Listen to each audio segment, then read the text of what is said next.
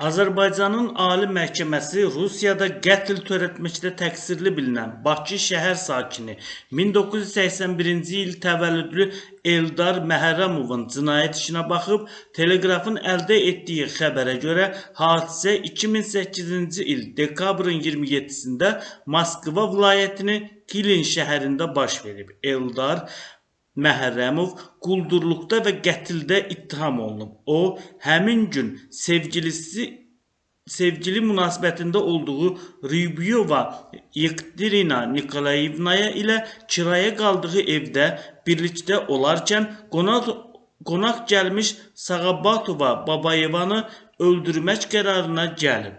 Məqsəd, qadının üzərindəki Nokia 5310 markalı mobil telefon, 40 və 10 qramlıq qızıl boyunbağları, dəst sırğa, zümrüd qaşlı qızıl üzük, qızıl bilərzik, 2 və ya 3 əlavə üzük və 10.000 rublu ələ keçirmək olub. İttiham aktına əsasən Eldar yaşadığı evdə Babayevanın baş nahiyəsinə çəkiclə 3 zərbə endirib, qadının yalvarışlarına məhəl qoymayıb, onu kəmərlə boğub. Qadının meyidini hamam otağına apardıqdan sonra həyətə düşüb, zibil torbaları və şüşə ardıcı məhsullar alaraq evə qayıdıb. Mətbəx bıçağı ilə meyidi hissələrə ayırıb, torbalara doldurub və həyətdəki zibil qablarına atıb. Qətlə yetirildiyi şəxsin üzərində olan 30.000 rubl məbləğində qızıl ziniyyət əşyaları, 5.000 rubl dəyərində Nokia markalı mobil telefonu və 10.000 rublu götürüb. Daha sonra Azərbaycana gəlib. Qətlin üstü isə 14 il sonra 2022-ci ildə açılıb. Eldar Məhərrəmov Bakıda saxlanılaraq cinayət məsuliyyətinə cəlb edilib. İstintaq orqanı tərəfindən onun barəsində Cinayət Məcəlləsinin 12.1, 120.2.4, Azərbaycan hüdudlarından kənarda xüsusi amansızlıqla adam öldürmə, 12.1, 120.2.11, Azərbaycan hüdudlarından kənarda quldurluq, hədə-qorxu yolu ilə tələb etmə, terrorçuluq və bantizmlə əlaqədar adam öldürmə, 12.1, 181.3.3 Azərbaycan hüdudlarından kənarda zərərçəkmiş şəxsin sağlamlığına ağır zərər vurulmaqla quldurluq törətmək maddələri ilə ittiham elan edilib. Məhkəmədə təqsirləndirilən şəxs qismində ifadə verən Eldar özünü təqsirli bilməyib. O ifadəsində göstərib ki, yeganə Məhərrəmova ilə rəsmi ailə həyatı qurub və 2006-cı ilin sonlarında işləmək üçün Moskvanın Kilin şəhərinə gedib. Bir il Rusiyada yaşadıktan sonra övladım dünyaya gəldiyindən Bakı şəhərinə qayıtdım. Bir həftə qaldıktan sonra yenidən Kilin şəhərinə getdim. Orada Ruski Klub adlı restoranda administrator işlədim. Həmin restoranda ofisiant işləyən Yekaterina ilə tanış oldum və münasibətlərimiz yarandı. Bir müddət sonra isə Kilin şəhəri Litniya küçəsində kirayədə qaldığım evdə onunla birlikdə yaşamağa başladım. Elə həmin şəhərdə olarkən Yekaterinanın rəfiqəsi Sağobat ilə tanış oldum. Sağobat hansısa barda ofisiant işləyirdi. Yekaterina ilə birlikdə yaşamağa başladıktan sonra isə Sağobot bir neçə dəfə bizə qonaq gəldi. Mənim Sağobot ilə hər hansı yaxın münasibətim olmayıb. Sağobatın dediyinə görə anası onu öz qohumlarından kiminləsə evləndirmək istəyib, ancaq Sağobot həmin şəxslə ailə qurmaq istəməyib, bunun üstündə anası ilə tez-tez mübahisələri düşüb, deyə Eldar Məhərrəmov ifadəsində göstərib. Eldarın ifadəsinə görə tanışlıqdan bir müddət sonra Sağobat onunla yaxınlığa cəhd göstərib. Yekaterinanın xristiyan və bakirə olduğunu, bizim isə hər ikimizin müsəlman olduğumuzu onun diqqətinə çatdırdım. Sağobat mənimlə ailə həyatı qurmaqda israr edirdi.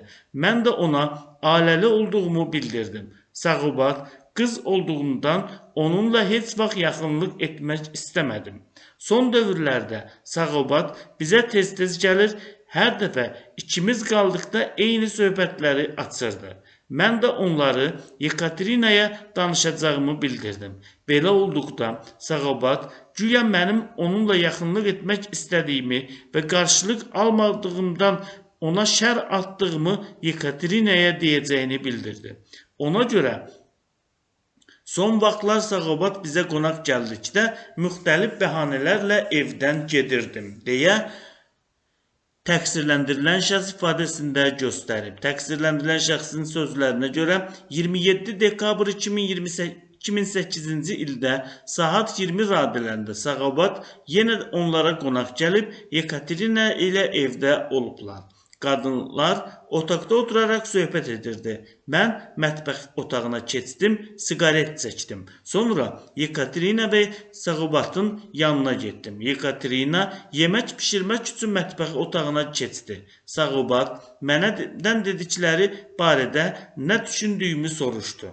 Mən artıq bu söhbətləri bağlamağı və çıxıb getməyi təklif etdim. Əks halda bu söhbətləri Yekaterinaya danışacağımı dedim. Sağobat özünə xəsarət yetirəcəyini, qızlığını pozub, sonra da polis idarəsinə gedərək güya mənim tərəfindən zorlandığı barədə şikayət edəcəyini dedi. Sağobata buna heç kimin inanmayacağını bildirdim. O isə indi baxarsan söylədi. Qorxdum, əsəbləşərək Sağobata bir şillə vurdum. Burnundan qan gəldi. O pəncərəyə tərəf gedərək pərdəni araladı. Şüşəni sındırmaq istədi. Qorxdum ki, Sağobat özünü pəncərədən atar. Onun saçından tutaraq arxaya çəkdim. Məqsədim onu evdən qovmaq idi. Sağobat bərkdən qışqırdı. Onun saçından tutaraq dəhlizə tərəf çıxan zaman orada çəkic gördüm. Çəkici götürdüm və Sağobatın başına arxa nahiyəsinə zərbə indirdim. Yekaterina otağa gəldi və çəkiclə Sağobata xəsarət yetirdiyimi başa düşdü. Zərbədən sonra Sağobat divana yıxıldı, başından qan gəldi. Onun öldüyünü anladım deyə o ifadəsində göstərir. Təqsirləndirilən şəxs bildirib ki, Sağobatın öldüyünü dəqiqləşdirmək üçün onu divandan yerə uzadıb. Sağobatın əlləri ilə başının arxasında qaldı. Bir müddət sonra özümə gəldim və cinayətin izini itirmək üçün meyiti yox etməyi qərarlaşdırdım. Sağobatın paltarlarını özüm çıxardım. Yekaterinaya isə Sağobatın üzərində olan əşyaları, telefonu, qızıl üzükləri, bilərziyi götürməsini tapşırdım. Meyidi hamama apardım. Yekaterinaya aşağı düşərək mağazadan 2 rulon zibil paketi və təmizləyici məhlul almasını xahiş etdim. Özüm də mətbəx bıçağı ilə meyidi doğramağa başladım. Başını, qollarını, ayaqlarını bədəndən ayırıb paketlərə yığdım. Ağardıcı məhlulla evi təmizlədim. Meyidin hissələrinə pis qoxmaması və itlərin diqqətini cəlb etməməsi üçün məhlulu torbalara tökdüm. Gecə saatlarında Yekaterina ilə birlikdə həmin torbaları müxtəlif yerlərdə olan zibil yeşiklərinə atdım deyə o ifadəsində qeyd edib. Eldarın sözlərinə görə evə qayıtdıqdan sonra otaqda olan qan izlərinin hamısını yuyaraq təmizləyiblər. Yekaterina bundan sonra necə olacağını soruşdu. Mən ona bu haqda heç kimə bir söz deməməyi tapşırdım. Səhər açıldıqda əvvəllər restoranda işlədiyim, lakin adını xatırlamadığım iş yoldaşıma zəng vurdum. Satılması üçün qızıl bilərziyin olduğunu dedim. Əşyaları dostuma aparsın deyə Yekaterinaya verdim. Həmin əşyaları ümumilikdə 15.000 rubla pula satdıq. Sağobata məxsus mobil telefon isə Yekaterinada qaldı. Səhər aşağı düşərkən zibil qutularının artıq təmiz olduğunu gördüm. Bir gün sonra əldə etdiyim pulla Yekaterina ilə birlikdə Smolensk şəhərinə getdik. Orada Yekaterinanın anasının evində qaldıq. Bir həftə sonra yenidən kiraya qaldığımız evə qayıtdıq. Həmin ərəfələrdə Sağobatın adını xatırlamadığım anası bizə gələrək qızını soruşdu. Hadisə günü Sağabat anası ilə telefon vasitəsilə danışıb və bizdə qalacağını, sonra isə Moskva şəhərinə gedəcəyini deyibmiş. Anasının qızının Moskva şəhərinə getdiyini və ondan xəbərsiz olduğumuzu bildirdik. Bundan sonra Sağabatın anası bir-iki dəfə yenə bizə gələrək qızından xəbərimizin olub-olmadığını soruşdu. Biz də məlumatsız olduğumuzu bildirdik, deyə Eldar ifadəsində belə göstərib.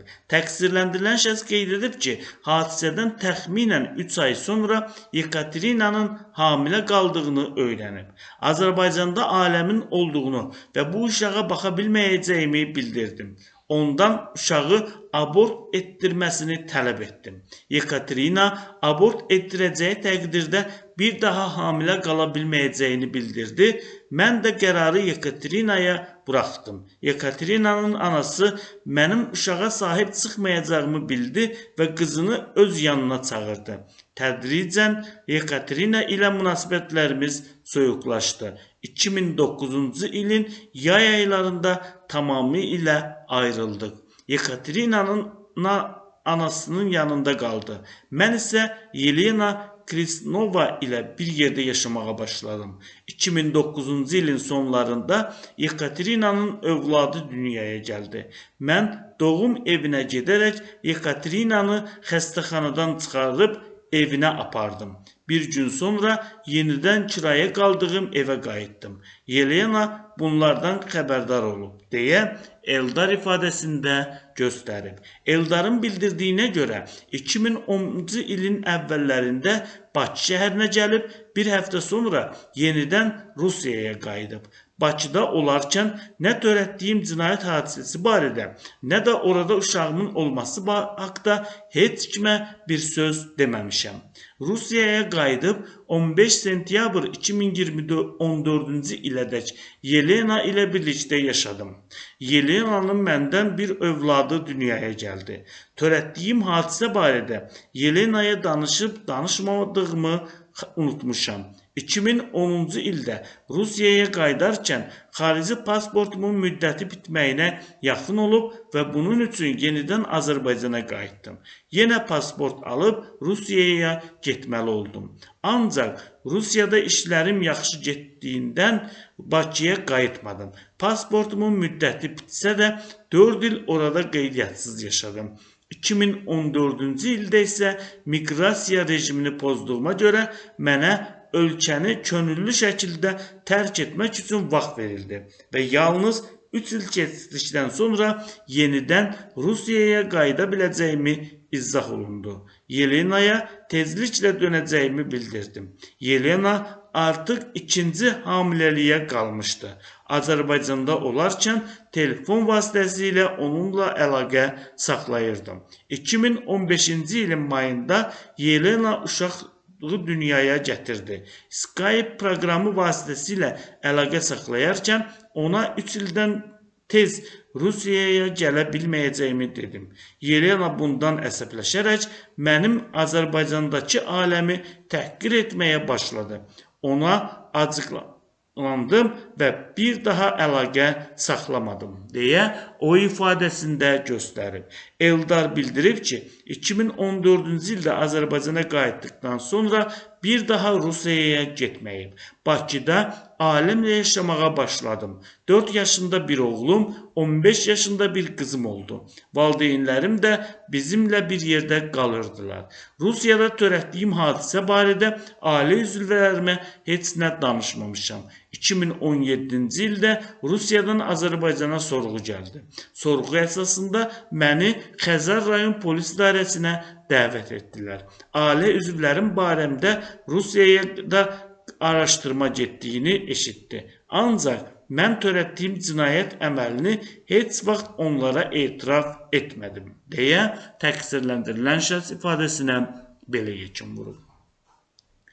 Zərərçəkmiş Sağabatın hüquqi varisi qismində ifadə verən Mağfirət Babayeva bildirib ki, mərhum qızı tələbə imiş. Mən yalnız təqsirləndirilən şəxsi və onun rəfiqəsini tanımışam.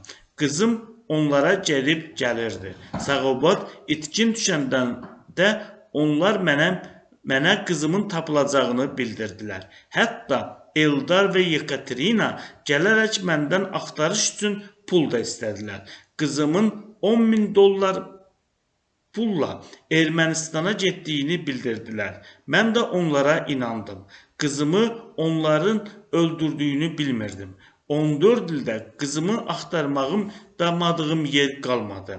Həyat yoldaşımın ürəyi dözmədi və hadisədən 2 il sonra öldü. Müstəntiq qızımın öldürüldüyünü bildirdi, deyə Babayeva ifadəsində göstərib. Babayeva həmçinin ifadəsində göstərib ki, təqsirləndirilən şəxsə qarşı 100.000 manat pul tələbi ilə mülki iddia qaldırıb. Həmin məbləğ qızımdan götürülmüş qızılların qiyməti cinayət nəticəsində mənə ziyan dəyəri və həm də 14 ildə qızımın axtarışları üçün çəkdiyim xərclər daxildir. Məhkəmədən təqsirləndirilən şəxsə ömürlük cəza verilməsini, qaldırdığı mülki iddianın təmin olunmasını xahiş edirəm, deyə o ifadəsinə belə yekun vurub. Bakı Ağır Cinayətlər Məhkəməsinin hökmü ilə Eldar 15 il müddətinə azadlıqdan məhrum edilib, onun cəzasını ciddi rejimli cəzaçəkmə müəssisəsində çəkməsi müəyyən edilib. Zərərçəkmiş şəxsin hüquqi varisinin təqsirləndirilən şəxsə qarşı 17.000 manat maddi, 83.000 manat mənəvi zərərlərə görə cəmi 100.000 manat pul tələbinə dair mülki iddiası qismən təmin olunub. Maddi zərərə görə 1262 manat və mənəvi zərərə görə 10.000 manat məbləğində pul təqsirləndirilən şəxslərdən alınaraq zərərçəkmiş şəxsin hüquqi varisinə ödənilməsi barədə qərar verilib. Mülki iddia qalan hissədə təmin edilmədən rədd edilib. Hökmdən narazı qalan təqsirləndirilən şəxsin müdafiəçisi apellyasiya şikayəti verib. Müdafiəçi təqsirləndirilən şəxsin əməlini Cinayət Məcəlləsinin 120.1-ci qəsdən adam öldürmə maddəsinə tövsif edilməsini, cəzanın yüngülləşdirilməsini xahiş edib. Bakı Apellyasiya Məhkəməsinin qərarı ilə şikayət təmin olunmayıb. Bu qərardan Ali Məhkəməyə kassasiya şikayəti verilib. Ali Məhkəmədə şikayətə hakim Ələsgər Novruzovun sədrliyi ilə baxılıb, şikayəti araşdıran hakimlər heyəti sonda qərar elan edib. Qərara görə kassasiya şikayəti də təmin olunmayıb.